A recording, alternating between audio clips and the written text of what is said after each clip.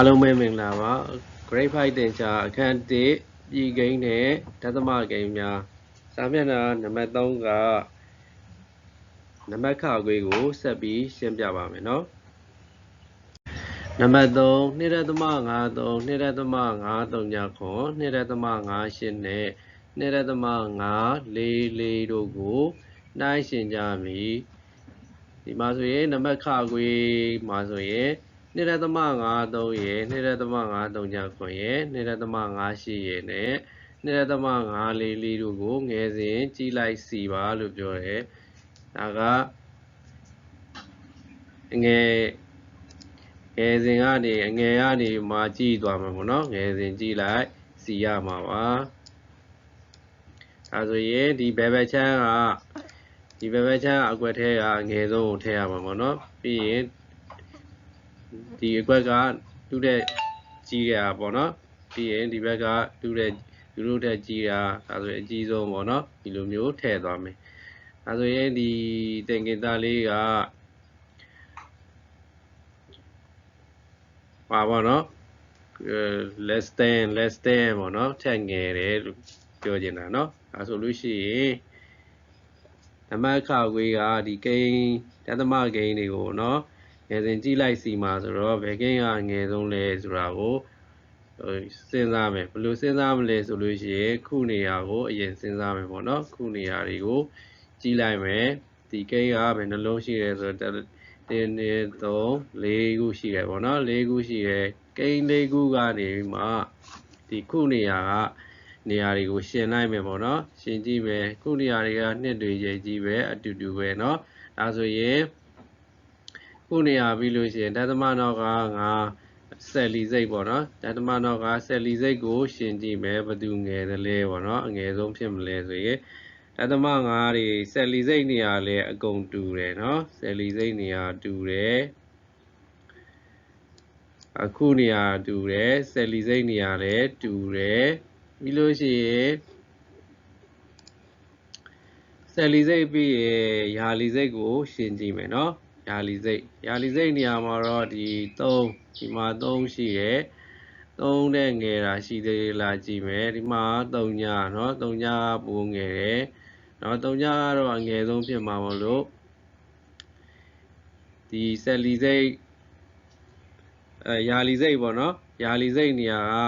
ကဒီ2.53ညဆိုတော့3ညထက်ငယ်တာမရှိတော့ဘူးဟုတ်လားဒါဆိုလို့ရှိရင်2.53ညခွန်ဆိုတာအငယ်ဆုံးဖြစ်မယ်เนาะဒါဆိုရင်ဒီအကွက်မှာ2.53ညခွန်ဆိုတဲ့အာဒီကိုထည့်လိုက်မယ်ငယ်စဉ်ကြည့်လိုက်စီမှာမလို့เนาะဒီဘက်ကိုကြည့်သွားမှာပေါ့เนาะအဲဆိုလို့ရှိရင်ရာလီစိတ်အထိရှင်းမိပြီရာလီစိတ်3ညပေါ့เนาะ3ညတဲ့ကြီးတဲ့ဟာရာလီစိတ်ရှင်းမယ်ဆိုရင်3ရှိမယ်ပြီးလို့ရှိရင်ဒီမှာ8ရှိမယ်ရာလီစိတ်နေရာပေါ့เนาะပြီးရင်4ရှိမယ်ဒါဆိုရင်8ရယ်4ရယ်3ရယ်ဆိုရင်ဘယ်သူကအကြီးဆုံးအငယ်ဆုံးဖြစ်မလဲဆိုလို့ရှိရင်သူတို့3ခုထဲမှာဘယ်သူကအငယ်ဆုံးဖြစ်မလဲဆိုလို့ရှိရင်3ကအငယ်ဆုံးပေါ့နော်ဒါဆိုရင်ရာလီစိတ်နေရာက2.53ဒီကိန်းကဏ္ဍကိုဒီဘက်ကိုတွားထည့်မယ်ပေါ့နော်အဲဆို2.53အဲဆိုရင်ရာလီစိတ်နေရာကပဲဆက်ပြီးကြည့်မယ်3ပြီးတော့ဘယ်သူကရာလီစိတ်နောက်ထပ်ကြီးတာ3နဲ့ကြီးတာ4เนาะ4ရှိမယ်ဒါကြောင့်မလို့ဒီကိန်းကို3ပြီးတော့2.544ဆိုတဲ့ဟာကိုတွားထည့်မယ်ပေါ့နော်ထည့်မယ်ပြီးလို့ရှိရင်နောက်ဆုံးကျန်တာပဲရှိတော့တယ်နောက်ဆုံးအကြီးဆုံးက2.58ပေါ့နော်ဒီဟာပဲကျန်တော့မယ်ဒါအကြီးဆုံးပေါ့နော်2.58 2.58ကရာလီစိတ်မှာဒီမှာအကြီးဆုံးเนาะဒါဆိုလို့ရှိရင်ဒီပု္ပ္ပစာလေးကိုတွက်ပြီးပါပြီเนาะ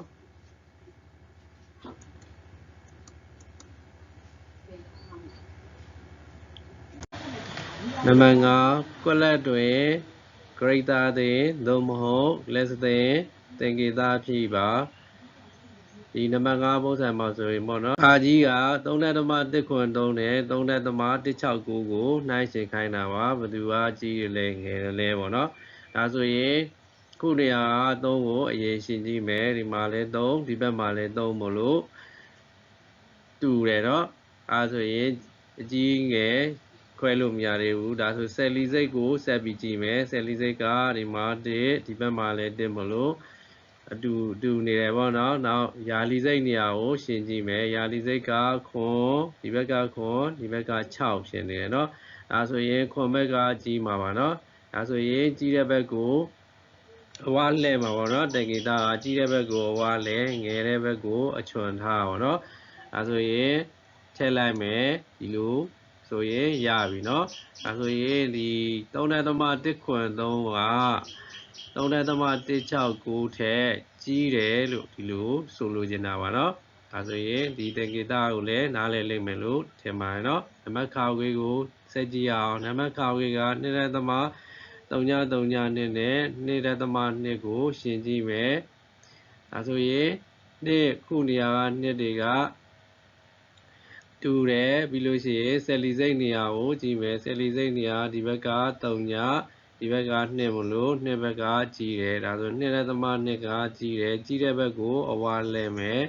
ဒါဆိုရင်ဖြည့်လိုက်ပြီးဒီလိုလေးပါနော်ဒါဆိုရင်ဒီဟာက2.332တီ2.2ထက်2အောက်ပေါ့နော်2.2အောက်ငယ်ပါသည်ဒီလိုဆိုလိုချင်တာပါနံပါတ်ကငယ်ကိုဆက်သွားမယ်4.456နဲ့4.543ကိုရှင်းကြည့်မယ်ခုနေရာက4တွေဖြစ်တယ်တူတယ်အဲဆိုဆယ်လီစိတ်နေရာကိုကြည့်မယ်ဆယ်လီစိတ်နေရာကဒီဘက်က4ဒီဘက်က5အဲဆိုရင်ဆယ်လီစိတ်နေရာ